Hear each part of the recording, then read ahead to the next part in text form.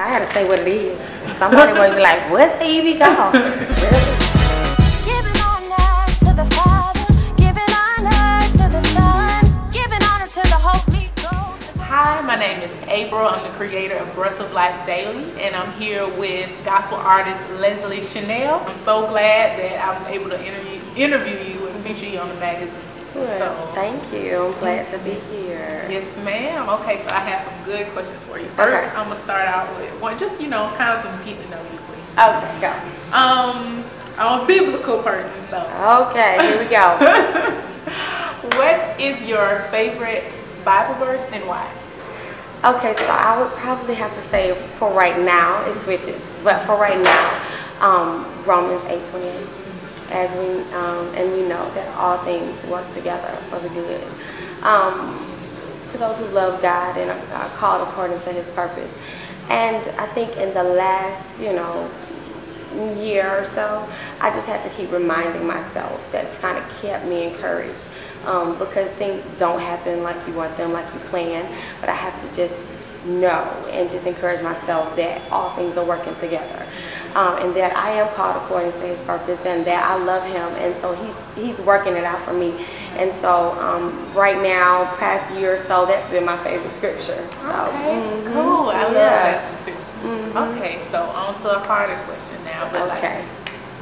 We established that at what point in your life did you find faith for yourself? Because a lot of times our parents make us go to church. Right. Right. At what point did you find faith for yourself? Okay, so I was in the church, of course, since I was born. My dad's a preacher, my mom's a missionary, so that's all I know.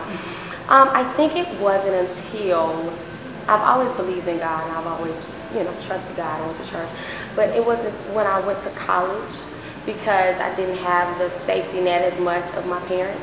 So it kind of showed me that I had to lean on somebody else, because I really couldn't even tell my parents everything. And everything that I was doing, even when I was in my sin, like I knew I had to look to somebody. Someone had to save me.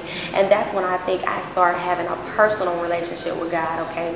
And not just, what my parents taught me. It was, okay, now I have to learn God for myself. And this is what happens when this happens. So I think, I started having a personal relationship with God when I was in college.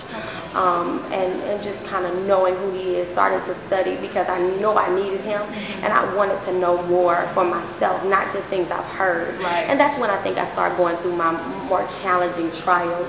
And you're becoming an adult, so it's challenging, and I just kind of had to learn.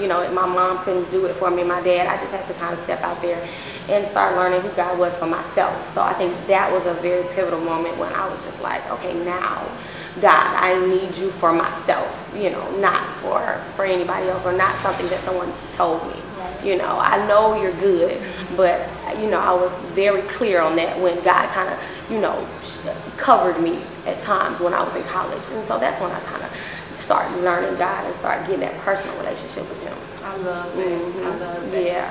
Okay, so when did you find your passion for music? When did you find that you had a passion for singing? Oh, I was singing since I was 3 in the adult choir. So I've always sang, and I've always had a passion, and I've always wanted to do it, and I've always admired people who were doing it. The worst thing that happened to me was fear. And I guess it didn't happen, but that's what I had. That's what the devil used to try to kind of just, you just stay in the choir. You just stay in the choir. At a very early age, my pastor said I was anointed, and he used to have me lay hands on people and things like that. But the devil was really busy, and he just kind of told me, you don't want to do that, because if you do that, people are going to laugh at you. They are going to judge you. They're going to talk about you. Your voice is not good enough. You're not good enough. You're not pretty enough. You're not, so he had me in a box, and I was very satisfied, with singing in the choir and just going by day to day. And it wasn't until about 2 years ago, after I've gotten married. I'm a teacher. I have 3 kids, and I got into this deep depression. And really bad, and I kept saying, God, what is going on? Why am I in this depression? And finally God told me, because I was really seeking after Him. He's like, that's because you're not doing what you know you're called to do. And He said, I put this in your heart a long time ago, and you keep suppressing it, and you keep allowing the devil to tell you no, and I'm telling you what you need to do.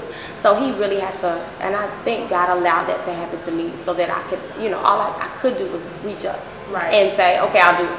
Because I was like, I got to get out of this, funk. I'm making everybody around me miserable. And so that's when I kind of, I told God, hey, I'll do it. I'm going to do it. And it didn't happen instantly, but I think more and more I should start trusting him and not caring, what people will say, because the truth of the matter is they're going to talk anyway. Yes. So when I just decided for myself, hey, this is what I'm going to do, I think God just started releasing the depression off of me. He started to, deliver me from it. And it wasn't instant, and that's what I kind of try to tell people. It's not an instant thing. It's a daily struggle, and it's a daily prayer, and it's a daily way to seek him. But once I started doing that, and it started being all about him, not about me, and then he just started, just slowly just reaching down and picking me up. And it literally happened like that. That's definitely right. We have to abide in him every day. Yeah, that's what it is. And so, because easily, you can slip back into that. And my heart goes out to those who still deal with it, because I am a witness that it's not easy. And you can go to work and you can go to church with smiles on your face and be in a depression. And so, my heart goes out to people who are still struggling with it, and those who couldn't even take it anymore and decided to do something about it. And so, it's just, that's where my heart is for people with that struggle. Awesome. Yeah. Awesome. Right. So, as an artist, who are your musical inspirations in the industry? Who inspires you? Well, I will say at an early age, around 4, 5, 6, my mom and dad would not let me listen to secular music. So I couldn't listen to it enough. So I was like, oh my gosh, like who does that? But I was like, okay, Mom, I don't like the old people music. That's what I'm telling her. And so we finally found BB and CC Wine. Okay. That's what was out back in the day, around 89. And I'm telling my age now, but yeah, around 89. And I was like, yes, this is it, because it had a very, very popular beat, popular sound. But they were, talking about God, talking about Jesus. And although my mom said, well, they're not saying Jesus. I was like, but Mom, that's who they're talking about. Like, I knew that's who they were talking about. And they were even, played on the secular stations, at that time. I still hear that song. Right, exactly. You still do it, and I would love it because I was able to listen to very pure music. But I was young, so I wanted to dance. I wanted to, I liked urban music at the time, and so of course they were my big. CC Winans. I thought I was CC Winans. Okay. Right. I thought she is awesome. She's still awesome. But of course, Kirk Franklin and Mary, and those with the contemporary sound, they're definitely people that inspire me, and just have that crossover attribute to their music, because a lot of people don't, which is fine because there's a place for everybody. But I definitely love that place where they can cross over and they can go to people who may not go to church, because to me that's really what kingdom building is going outside and bringing people to Christ. Not even bringing people to your church, but to bring people to Christ, bring people to God and his love. And so definitely, those three, CC, Kirk, when Stomp came out, I remember almost losing my mind. Oh my God, Mama, did you hear this song? Yes.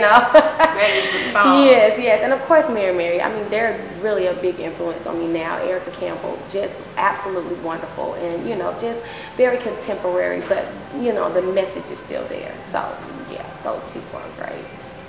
Ooh, so that brings me to my next question. What exact specific message are you trying to get out with your platform? Right. My platform is really for people to know that God is love, and you need him in your life.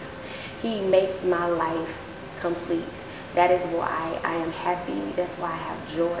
It's not because everything goes right in my life, but because he is who he is to me, that I'm here. And I think a lot of people don't know that. It's so much going on in the world. I mean, it's a lot of hurt, a lot of pain. I mean, we can just look on television and we can just see even what's starting to drive people right now, and it's just, you know, people are looking for hope, and I know where the hope lies. And so my message is to just say, you know, I serve a God that's a great God. He's a God of love. He's a God of forgiveness. Because some people are out there thinking, he can't save this. You don't know what I've done. Right. And so my thing is, God loves you anyway. You don't have to be perfect. You don't have to be in a church. I want you to know who God is for yourself. So that is my message.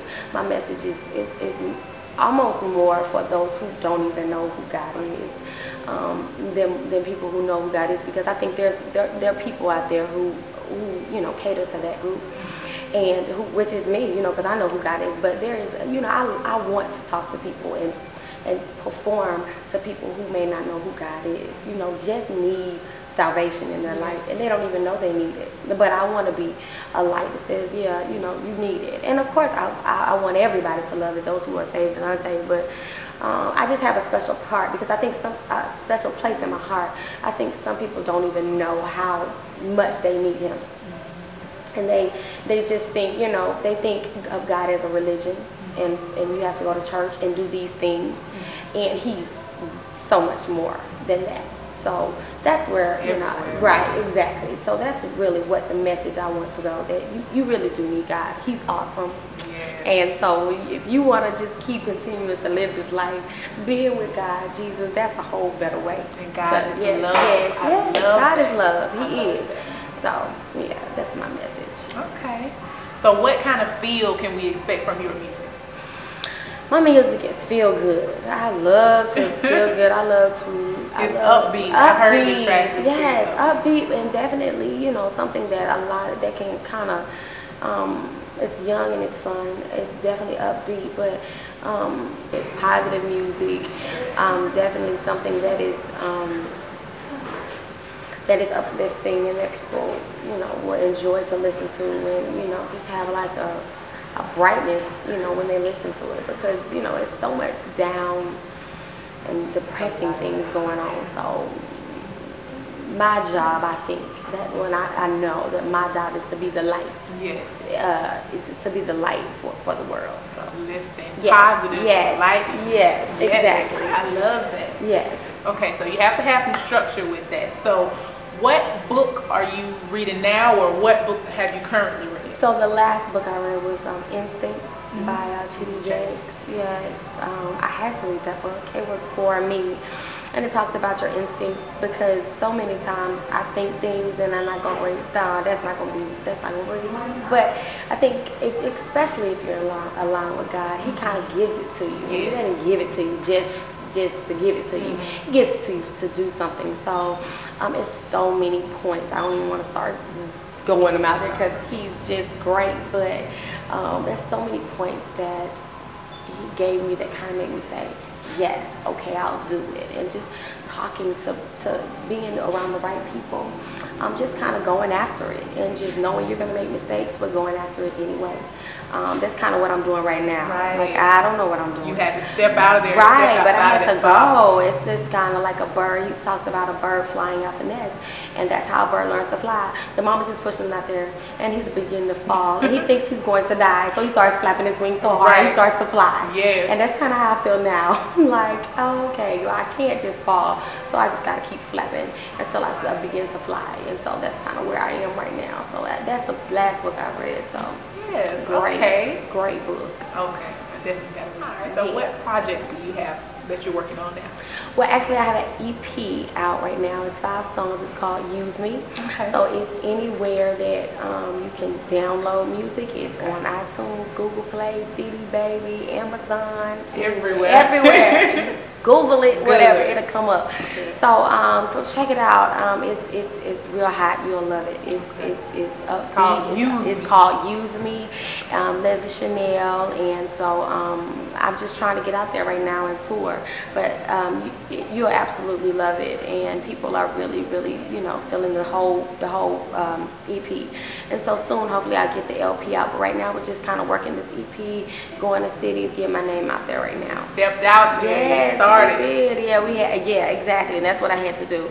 So I'm really excited about this project. It's really awesome. All right, we're excited about it with you. Yeah. So thank you so much for taking this time out to just interview, because I'm definitely looking forward to all your projects that you have coming up. So. Thank you. All right, and that's it. And you can catch the latest updates at breathoflifedaily.com.